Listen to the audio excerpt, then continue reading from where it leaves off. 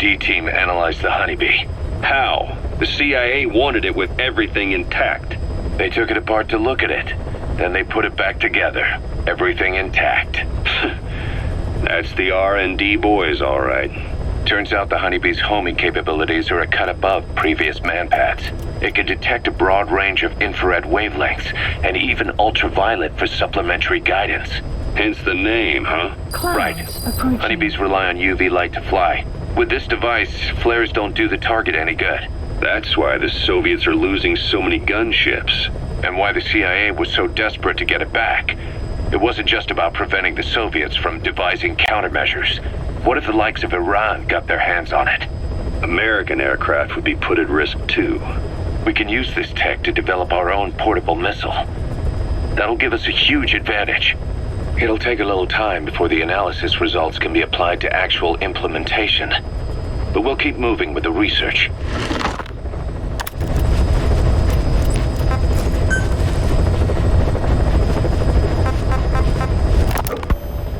So, Kaz, the ship that took us from Cyprus, it used to be a whaler. Yeah, a Japanese vessel. How was the voyage? It was... stimulating. Well, she was part of a whaling fleet up until a few years ago. Her displacement isn't anything to write home about, but she can really move. She still had plenty of life left in her, but then the work dried up.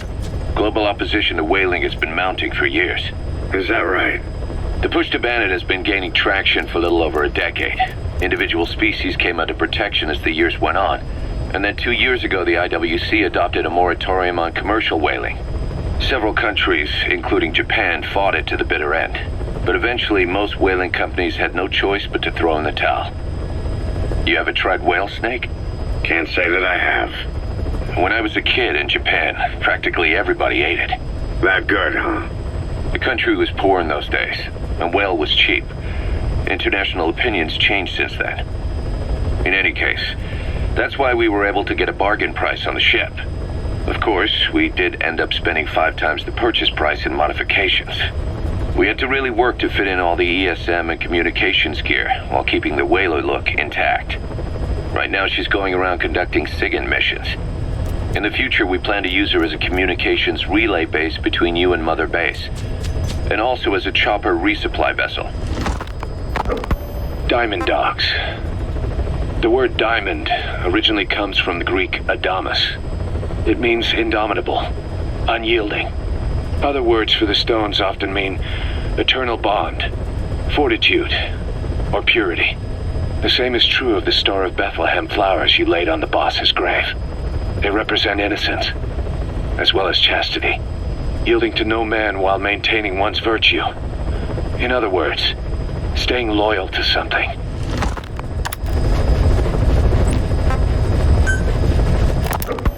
Ocelot said the number of private forces is increasing, and they modeled themselves after us. They're a far cry from the likes of us. But why? 9 years ago we made enemies of the world as a nuclear-equipped force, independent of ideology or state. Yes.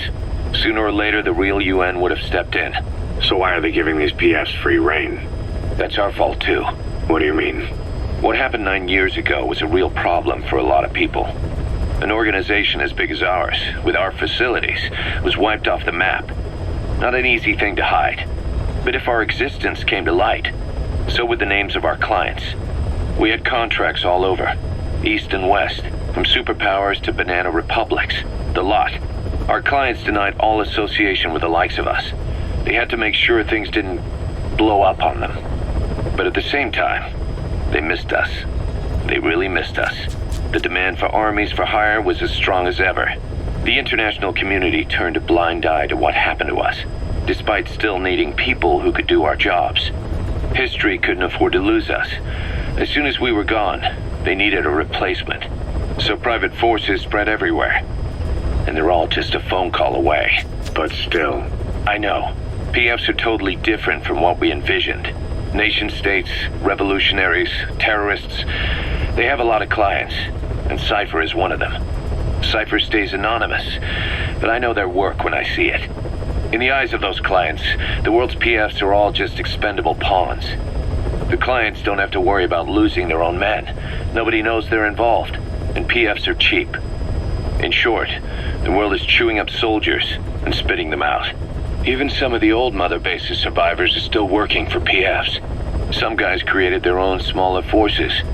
Others were taken on by emerging PFs. Everybody's gone their separate ways. But none of them are living their dream, because they're not fighting with you. Of course, I tried to headhunt as many of them as I could for Diamond Dogs. It was all a waste of time. They said they weren't interested without you to lead them. But now you're back. And everything's gonna change. We'll unite all private forces under you, transcending nations and economies. What is a nation? Just a patch of dirt. The bonds among us will surpass nations. And that's what'll put the world under our control. We'll establish a new kind of country, redefine the very concept of it. Even Cypher will be below us. An extraterritorial federation of military nations. The United States of Force.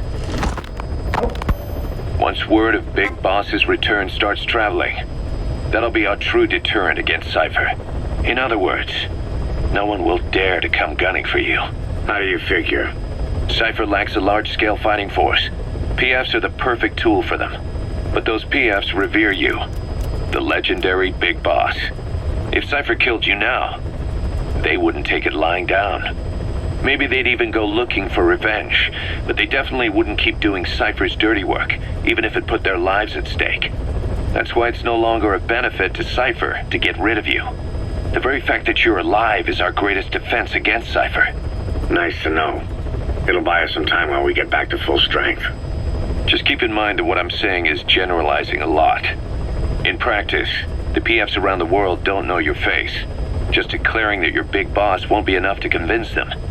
And if they see you as an enemy, they'll come at you with everything they've got. Some hero. That's why you need to bring them back to Mother Base. Show them on your terms that you really are the one and only Big Boss. Once you've proven that, they won't hesitate to join us. We were lucky to get our hands on that cyborg arm developer. There's no one in Diamond Dogs who can so much as maintain that thing. Bionic arm, not cyborg, if you go by what he calls it. But you're right, the East is light years ahead in bionics. They can even detect through the skin the slight electrical signals from the brain that order muscles to move. The Soviet Union completed their first bionic arm capable of doing that back in the 60s. Although I guess that news didn't really reach the West. No kidding. Zadornov's was the only one I ever saw. Quite a shock to see it for the first time. And it was no mean feat to get hold of Snake's arm. I couldn't get one for you at the time, but you know, now... Forget it. I've no intention of relying on bionics. Right now I need to keep the pain fresh in my mind. Well, it's your decision. But don't you find it... inconvenient? Not a bit. But the phantom pain... it never lets up. Do you know how many men I saw die that day? There's nothing we can do to bring them back. And you expect me to care about getting a measly arm and leg back? Sorry. But my pain belongs to all our dead comrades.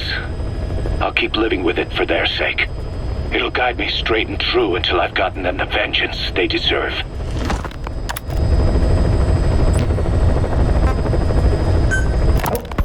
Diamond Dog's intel team specializes in information gathering, mainly HUMINT and SIGINT. They plant scouts and moles in the field. These operatives will blend into the local populace and work under the guise of a resident, or disguise themselves as travelers and ask around for information. They observe targets using various hidden bugs, cameras, and transmitters, and by tapping their satellite and phone communications. Analyzing all this information creates a clear picture of how wars and the PFs fighting them are changing. This data can also be used for threat assessment when deciding whether to accept contracts from certain clients. And during missions, the intel team keeps track of target locations and produces FOM predictions, reporting mission-critical information based on real-time remote observation of changes in the AO. What you hear from us over the radio is based on how we interpret the data gathered at the command platform. However, intel team operatives go unarmed in almost all situations to avoid revealing themselves to the enemy. Some will carry a knife, but most have nothing at all. As such, don't expect them to help you take on heavily armed adversaries like PF soldiers. Think of them as entirely passive in the hot zone. Plus, they use all manner of techniques to remain inconspicuous in the field. If you ever spot one, you'll have some serious explaining to do. So remember, their specialty is espionage. They may not be of use in a firefight, but when it comes to intel, they're pros.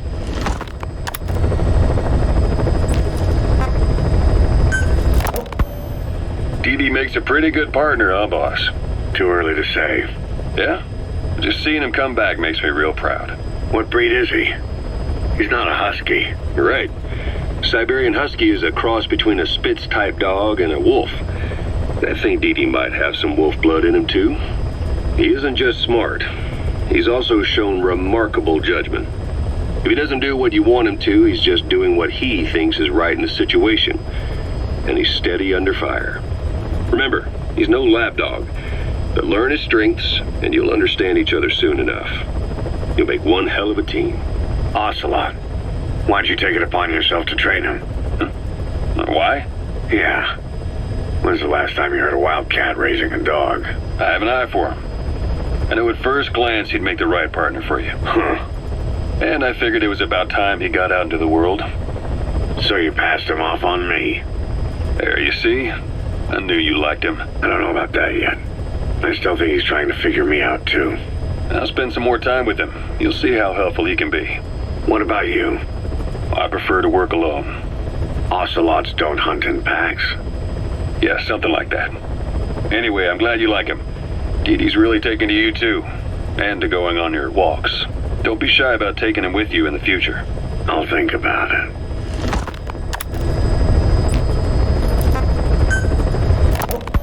Snake, do you remember Amanda? Yeah, I do. Their revolution was a success. Somoza resigned, and Nicaragua has a new government. Amanda's really working hard for her country to be reborn. Good for them. She says she wishes Chico could be there. That revolution was the dream. For Amanda, for Chico, and their father. That chopper was no place for Chico to die. I'd like to at least think history will remember his part in the revolution. When you pick up a gun, there's always a chance you'll die for nothing. He knew that as well as the rest. Now that he's gone, it's up to the rest of us to decide what it was all worth. If we don't, there's nothing to prove that Chico ever lived at all. We're his mark on the world. Amanda told us that Strangelove contacted her after the revolutionaries came to power in Nicaragua. Strangelove, the AI researcher from Mother Base? I remember her. We'd lost touch with her, till Amanda heard from her out of the blue. She told Amanda she wanted to salvage Peace Walker's drive parts or something from the bottom of Lake Nicaragua. Amanda passed the request on to her friends in the new administration. She's a national hero now, after all. So Strangelove got a Soviet military aircraft to transport something to somewhere. But apparently the cargo wasn't big enough to have been Peace Walker itself. So what was it? Who knows? We recovered Peace Walker's nuclear warhead ourselves 9 years ago. What could Strangelove have been after? Amanda said she didn't mention what her reason was or where she was headed. Nicaragua is a socialist state now. And with Amanda vouching for her, the government didn't feel the need to concern itself with the details. All Strangelove told Amanda was that she was going to continue her research, and that the rest was a secret. Right before the attack, Huey was in the control tower to prepare for the inspectors. He was with them when it all went down. The control tower collapsed with the rest of it strut.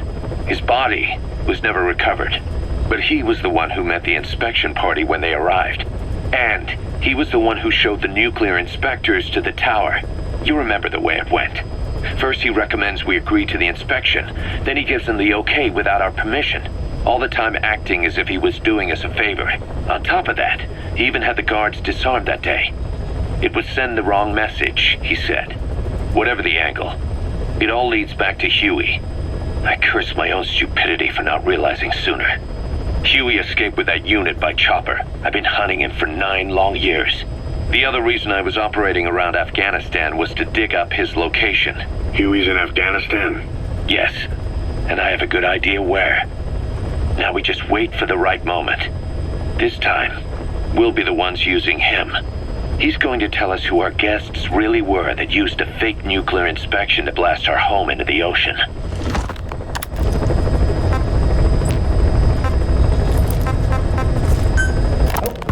A sniper known as Quiet is lurking in the Afghan wilderness. This Quiet has performed a string of hits on Soviet officers. The attacks always occur in the same area, but sweeps of the area turn up no traces whatsoever. They've even posted guards, but they never spot a thing. And then before you know it, another body's lying on the ground. You ever heard of someone who operates like that? No matter how still and silent a person tries to be, they always create some kind of ripple. Be it breathing, a heartbeat, eating, excreting, body temperature, sweat. If this sniper can really vanish completely, that's just not human. I guess Quiet is the right name. But what is Quiet's objective? The local guerrillas wouldn't use this kind of tactic. I just can't see them hiring some superhuman mercenary. And the Soviet officers who've been killed, well, they were all opposed to or skeptical of the secret weapons development being conducted in the area. Sure, they were a problem for those supporting it, but the Soviets have nothing to gain by killing them. So we have an assassin with superhuman combat skills who isn't working for the guerrillas or the Soviets. Miller has a theory that this sniper is a hitman for Cypher. He thinks it's time we silence Quiet for good. But I'm against the lethal treatment. I say we bring the sniper back alive and break that silence. Because even if this Quiet doesn't say a word, there's still plenty we can learn. Just remember this, boss. If our hunch is right, you'll be on this sniper's hit list too. If things seem a little too quiet when you're in the field, watch out. Quiet's out there somewhere. And if possible, this is one sniper I want back here breathing.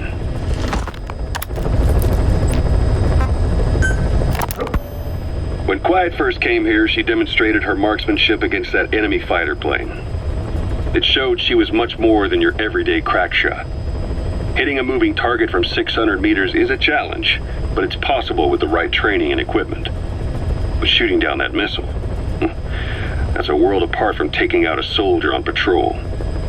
The chopper and the missile were in motion, meaning different vectors at high velocity in three-dimensional space, and she shot an unguided bullet that had to fight air resistance and gravity. All that while the chopper was taking evasive maneuvers. Some of the best target leading I've ever known. She has a superhuman sense of spatial awareness. You put her in a fighter jet, and she'd be an ace right off the bat. Hell, your judgment was top class too. Realizing she could take out that pilot, that's quick thinking. You and Quiet could make a hell of a team. You'd be damn near unstoppable. Quiet is still in her cell. Only a few staff are authorized to go near her. She hasn't tried anything funny, but that's what bothers me most. In particular? What does she have to gain by coming to Mother Base? I first thought she was under orders from Cypher to take you out. She didn't manage it in Afghanistan, so round 2 happens here. So I lighten the guard. And that lock on her door is a joke. You gave her an opening. And? Well, she hasn't killed you yet. And I hate to say it, but she's had plenty of chances. You made me the bait. Poisonous bait. What better? Anyway, she didn't bite.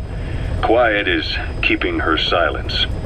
So I'm left with no idea again what she's doing here. We tried communicating with her through writing. That didn't work either. Whether she's illiterate, dyslexic, or just plain stubborn, she won't cooperate. I just don't get it. If she tried to contact the outside, it'd be picked up by our counterintelligence net, but it's clean. There's no sign she's had contact with the staff, the base facilities, nothing. She's almost got the men wanting her to try something, just to find out what she's up to.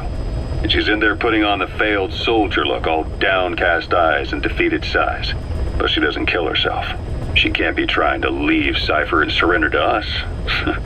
So what's the verdict? This may sound optimistic, but here's how I see it. Quiet came here to fulfill some objective. To kill you, maybe to destroy Diamond Dogs. Whatever it was, before she could do it, something changed her mind. Yes. When I look at her, I sense hesitation. You think she betrays Cypher? Can't say for sure. I prefer the ones that talk. Anyway, we'll keep her under watch. And we're also looking into those special abilities of hers. You'll be the first to know if something comes up. Why not look in on her yourself once in a while? Right.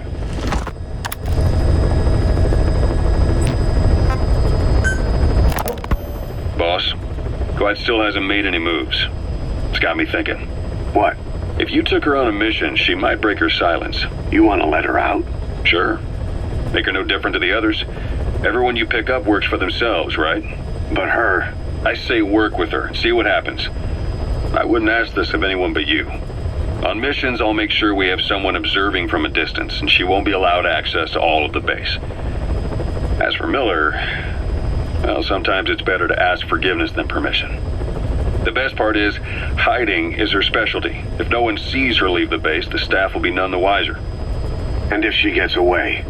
If that happens, you'll have to take care of her.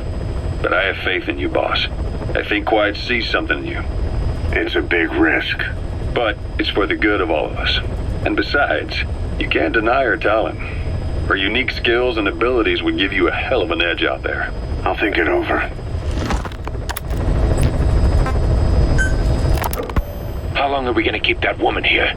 You mean Quiet? My personal feelings aside, she's putting everybody on edge. You should hear the stories. I got sick from just standing guard at her cell. I won't stand on the same platform as that witch. She hit me for no reason. What is this, a private army or a kindergarten? The thing is, they're all serious. They're faced with something they don't understand, and a kind of mass hysteria has broken out. I've gotten wind of countless plots to take her out. There are no grounds for this suspicion whatsoever. Put yourself in her shoes, assuming they see her as a prisoner here. No, even more so, if they do, she deserves to be treated humanely. I always thought our men were a bit more noble-minded, but... Look, I understand this is a stressful line of work, but to make her the scapegoat... You've got it wrong. Quiet? She's with Cypher. We have men that lost their buddies to her organization. You could say that about more than just her. Plenty of the men used to fight for another side, but they've all put that aside to work for the boss. Cypher is different. And if you ask me, the boss is the biggest problem. Why is he protecting her? Some of the guys are starting to suspect him of... I don't agree with keeping her here either. So what's your move? Throw her out? Kill her? She's our ticket to Cypher. And her physical abilities are outstanding. We could use someone like her. That'll make me sick. Her marksmanship, speed, stealth capabilities for a start. Then, there are the other things we've learned. Quiet appears to be able to use both eyes as master eyes simultaneously. That lets her track targets of different focal lengths at once. While looking through the scope with one eye, she can look for new targets with the other. That's why she doesn't need a spotter. She can operate alone, no matter the circumstances. See, I told you she's a freak. No one would be able to control her. No, there's one person who could. Hey, you trying to get the boss killed? Well, why don't we talk to him? See if he's willing to take her along. I don't like this. It's his decision to make. The two of them might even make a good team.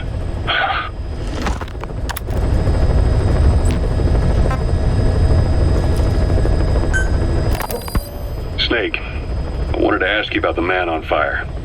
What do you remember from the hospital? Anything we can use? Well, he took off the moment the sprinklers started up. Sprinklers? The fire system? And when he got sprayed with water from the burst pipe, it slowed him down. When we escaped on horseback, he wouldn't cross the river either. And then it started to rain. And he disappeared.